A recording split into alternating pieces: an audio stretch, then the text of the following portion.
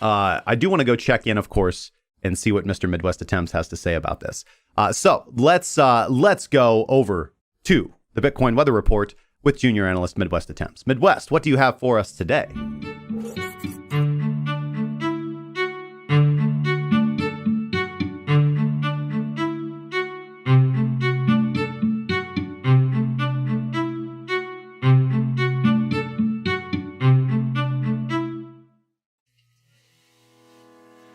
Oh, well, Justin, as you can see, I'm still sitting comfortably in my long. I haven't had time to check the charts yet, but I mean, just give me 1 second.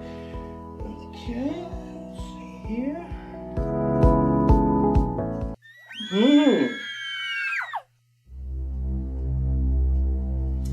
Okay, well,